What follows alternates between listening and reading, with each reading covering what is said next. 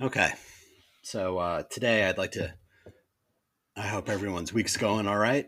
We doing okay? Hanging in there. Um, I know it's kind of crazy right now, but I want to talk briefly about the end of uh, a really big reason why I'm even doing this. The end of WTF with Marc Maron. I've been an on again, off again listener of that show since really the beginning when I was in grad school at Brooklyn College. That was 16 years ago when I started out there. I'd say his podcast and This American Life by Ira Glass are a big reason why I'm even here doing this. Um, because uh, honestly, I used to travel an hour to get to grad school, and I needed something to listen to on the long train ride down to Brooklyn College from the Upper East Side in Manhattan.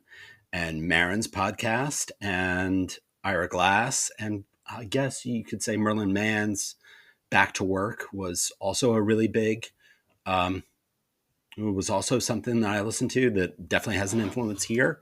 Um, and so I just want to say thanks to Marc Maron for doing the work that he's done for 16 years. It's been a real public service and probably one of the major reasons why we're even here doing this. His podcast for the longest time was number one. I mean, everybody talks about Joe Rogan, but it was Maron for a really long time as the number one listened podcast. Uh, and and I want to say that was really, really great. What I cared most about Maron was his openness to talk with really anyone, a creative person. But he was also started the whole conversation talking about mental health and creativity.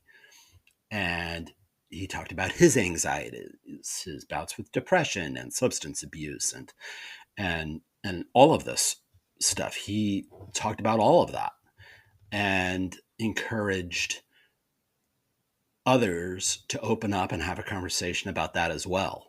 Um, you know, I think uh, as a result, we've had a lot of podcasts do this kind of thing, from beginnings with Andy Beckerman, who follows like this format as well, to Michael Rosenbaum's Inside of You podcast, which is also really great and follows a similar format.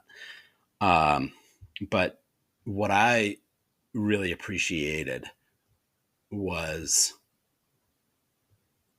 him talking about this stuff all the time. And that is in every episode. And that's a big reason why I'm here.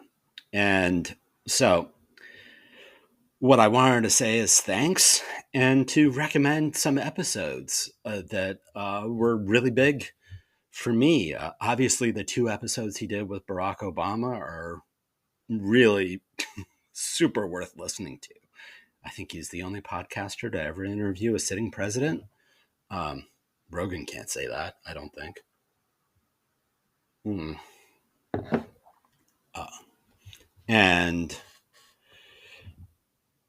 and most recently, I really liked his conversation with Scott Frank and Nico Case. I liked his conversation with the director Ari Aster and Kristen Milioti, and Simu Liu, um, talking about perspectives and mental health that is different. I really liked his conversation with Josh Homme, the lead singer for Queens of the Stone Age.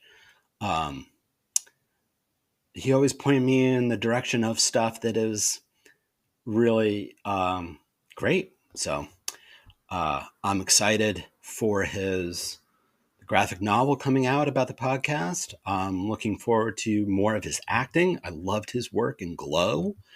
It was really phenomenal what he was doing with Glow, and it's a shame that that show got canceled after 2 seasons, but it's on Netflix. I encourage you to go watch it. He's phenomenal in it. And so I'm excited to watch some more, to see him getting out there more, and I hope to see him live sometime in the near future, because I think he's the closest thing that we have to George Carlin in terms of authenticity, of being unafraid to talk about the state of the world and to use humor as a way to get through it, because he's the prime example of the saying that comes from Seneca, that I don't know whether to, you know, laugh or cry about a situation. And Maron's answer is, let's laugh about it. And that's what I hope to, and that's the lesson that I take from him. So thanks, and see you out there.